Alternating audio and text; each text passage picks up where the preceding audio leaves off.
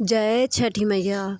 दोस्तों, आज हम आप लोगों को छठ पूजा के महत्व के बारे में बताते हैं और साथ ही यह इसकी शुरुआत कहाँ से हुई और क्या है इसकी मान्यता। आइए चलते हैं। छठ पर्व, छठ या षष्ठी पूजा के नाम से जाना जाता है। कार्तिक शुक्ल पक्ष के षष्ठी को आमतौर पर हिंदुओं द्वारा मनाया जाने वाला यह एक पर्व है। सूर्य उपासना का यह अनुपम लोक पर्व मुख्य रूप से बिहार, झारखंड, पश्चिम बंगाल, पूर्वी उत्तर प्रदेश और नेपाल के तराई क्षेत्रों में मनाया जाता है। कहा जाता है यह पर्व मैथिल, मगही और भोजपुरी लोगों का सबसे बड़ा पर्व है। यह उनकी संस्कृति है। छठ पर्व बिहार में बड़े धूमधाम से एक तो उल्लास के साथ मनाया जाने वाला यह महापर्व है। यह पर्व बिहार या पूरे भारत का एकमात्र पर्व है जो वैदिक काल से चला आ रहा है और अब तो यह बिहार की संस्कृति बन चुका है। यह पर्व बिहार के वैदिक आर्य संस्कृति की एक छोटी सी झलक दिखाता है। यह पर्व ऋग्वेद में वर्णित सूर्य पूजन एवं उषा पूजन तथा आर्य परंपरा के अनुसार मनाया जाने वाला यह पर्व है। बिहार में इस पर्व को इस्लाम सहित अन्य धर्मावलंबी भी मनाने इस समय जो मनाते हैं तो वह हिंदू हो या किसी भी धर्म के लोग यह पर्व बड़ी हर्ष और उल्लास के साथ मनाते हैं और पूरे देश में यह एक ऐसी जो व्रत है तो यह सर्वोत्तम, इसका महत्व काफ़ी अच्छा माना जाता है। धीरे धीरे यह त्यौहार प्रवासी भारतीयों के साथ साथ विश्व भर में प्रचलित हो गया। छठ पूजा सूर्य, प्रकृति, जलवायु और उनकी बहन छठी मैया को समर्पित है ताकि उन्हें पृथ्वी पर जीवन की देवताओं को बहाल करने के लिए धन्यवाद है। छठी मैया जिसे मिथिला में रनवे माई भी कहा जाता है, भोजपुरी में सविता माई और बंगाली में रनवे ठाकुर बुलाया जाता है। पार्वती का छठा रूप भगवान सूर्य की बहन छठी मैया को त्योहार की देवी के रूप में पूजा जाता है। यह चंद्र के छठे दिन काली पूजा के 6 दिन बाद छठ मनाया जाता है। मिथिला में छठ के दौरान मैथिल महिलाएं मिथिला की शुद्ध पारंपरिक संस्कृति को दर्शाने के लिए बिना सिलाई के शुद्ध सूती धोती पहनती है। त्यौहार के अनुष्ठान कठोर हैं और काफ़ी कठिन माने जाते हैं और यह 4 दिनों तक चलने वाला महाव्रत जो माना जाता है। इनमें पवित्र स्नान, उपवास और पीने के पानी व्रत से दूर रहना, लंबे समय तक पानी में खड़ा होना और प्रसाद का तौर पर और अर्घ देना शामिल है।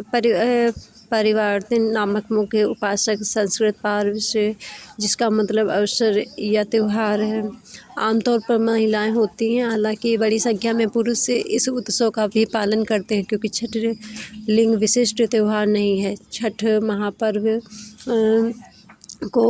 व्रत को स्त्री पुरुष बूढ़े जवान सभी लोग करते हैं और कुछ जो भक्त हैं तो नदी के किनारों के लिए सिर के रूप में एक प्रोस्टेशन जो की तरह से मतलब मार्च भी करते हैं। तो यह कार्तिक मास की अमावस्या को दिवाली के बाद जो मनाया जाने वाला है यह 4 दिवसीय जो व्रत है तो सबसे कठिन और सबसे पवित्र माना जाने वाला है जो छठी पूजा है। तो छठ का पूजा जो होती है साल में 2 बार होती है, एक चैत मास में और दूसरा कार्तिक मास शुक्ल पक्ष की चतुर्थी तिथि, पंचमी तिथि, षष्ठी और तिथि और सप्तमी तिथि तक मनाया जाता है। षष्ठी देवी जो माता कात्यायनी माता के नाम से भी जाना जाता है। नवरात्र के दिन में हम षष्ठी माता की पूजा करते हैं। षष्ठी माता की पूजा घर परिवार के सभी सदस्यों की सुरक्षा एवं स्वास्थ्य लाभ के लिए करते हैं। षष्ठी माता की पूजा, सूरज भगवान और माँ गंगा की पूजा देश में एक लोकप्रिय पूजा मानी जाती है। यह प्रकृति, सौंदर्य और परिवार के कल्याण के लिए की जाने वाली एक महत्वपूर्ण पूजा है। इस पूजा में गंगा स्थान या नदी तालाब जैसे जगह होना अनिवार्य होता है। यही कारण है कि छठ पूजा सभी नदी तालाब की साफ सफाई किया जाता है और नदी तालाब को सजाया जाता है। प्राकृतिक सौंदर्य में गंगा मैया या नदी तालाब इसका मुख्य स्थान होता है। भारत में छठ सूर्य उपासना के लिए प्रसिद्ध पर्व है। मूलतः सूर्य षष्ठी जो व्रत होने के कारण छठ कहा जाता है। यह पर्व वर्ष में 2 बार मनाया जाने वाला है।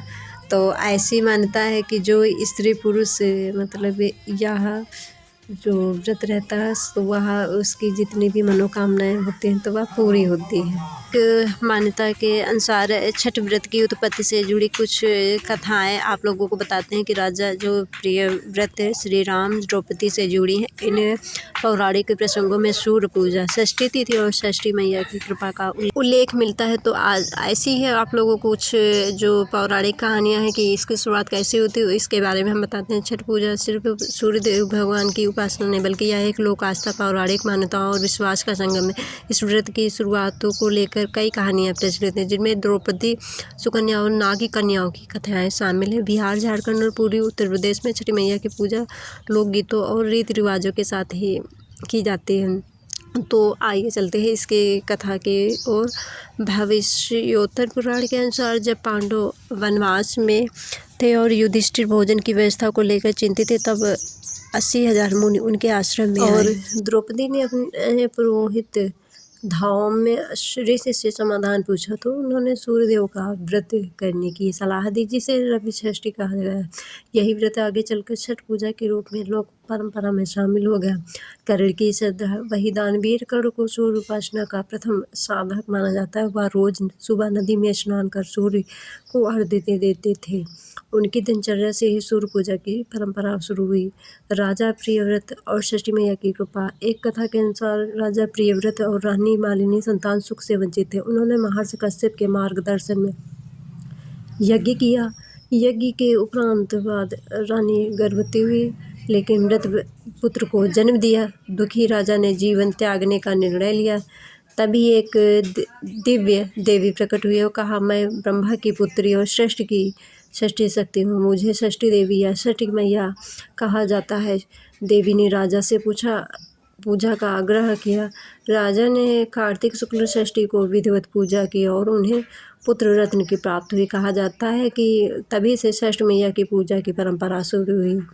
और श्री राम और सीता की सूर्य पूजा। त्रेता युग में लंकापति रावण का वध करने के बाद भगवान श्री राम को ब्रह्मा हत्या का पाप लगा। ऋषि दल ने उन्हें कार्तिक शुक्ल षष्ठी को सूर्यदेव की पूजा करने का उपाय बताया। श्री राम और माता सीता ने 6 दिन तक ऋषि के आश्रम में ठहर कर विधिवत पूरा सूर्य पूजा की मान्यताओं के अनुसार यही परंपरा आगे चलकर छठ पर्व के रूप में लोक आस्था में शामिल हो गई।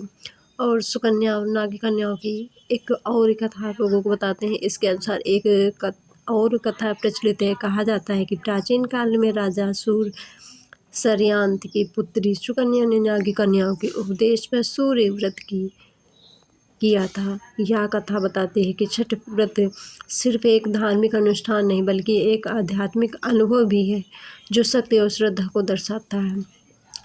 और एक और कहा जो किंवदंती आप लोगों को कथा के तौर पर छह माताओं और कार्तिक की कथा। एक अन्य कथा के अनुसार भगवान शिव की शक्ति से उत्पन्न कार्तिकेय को 6 कृतिकाओं ने दूध पिलाकर पाला था, इसलिए उन्हें श्राद्ध